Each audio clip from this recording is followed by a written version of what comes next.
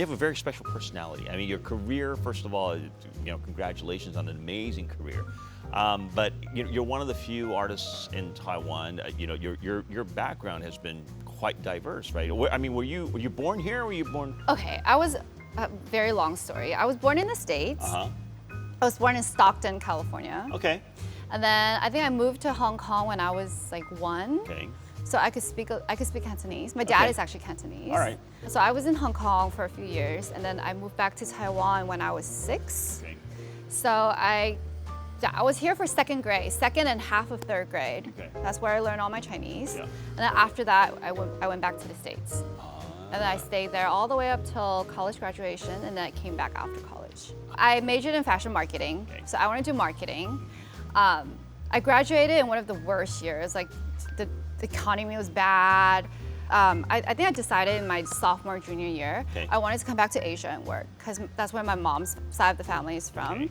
I'm from a single family, so I know that my mom always wanted to move back to Taiwan after, we're all grown up. So Asia was on my list. Okay. And then my main target was actually I wanted to relocate to Shanghai for some of the fashion companies, like fashion labels. But I know that my Chinese wasn't good enough. I didn't know how to type or write Chinese. So I wanted to come back to Taiwan first and get some work experience. I see. So that's how it all started. I got my first job at L'Oreal Corporate. I used to work in 101, this building. Really? Ah, so you're back home? Yes. Yeah. But then how did you go from that to being, starring in features and TV series and all of that? It's actually a really interesting story. I was working at L'Oreal. I was making, pretty decent amount for that age for a 23-year-old. But I'm a hustler. I want to make some extra cash on the side. So one of my friends, he also came back from the States, but he was working at this model agency. Okay. They're like, oh, do you want to make some extra cash on the side? You could do like magazine shoots. You could do some commercials. I was like, yeah, I want to make some extra cash. Yeah, show me the money. Yeah. So I remember on weekends I would go and shoot my magazine shoots and all that. And I didn't know anything about photo shoot or modeling. I learned as I go. And then I started shooting some commercials. So I would go to commercial casting during my lunch break and then go shoot magazine covers or magazine shoots on the weekends. Okay. That's how it started. And then until one day, I remember I shot, I think, for another beauty brand.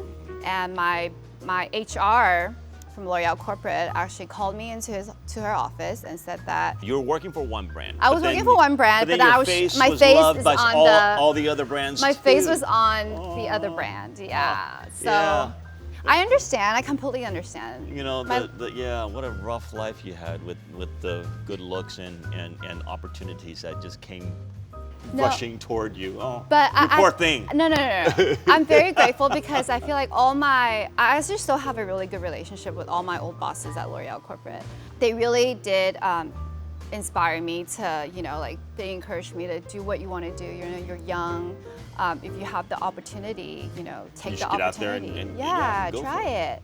So and being the hustler that you are. that's what I did. Okay. So I quit my L'Oreal job and then I started modeling full time. Okay. And then I started shooting more commercials, and then that's how I eventually started acting.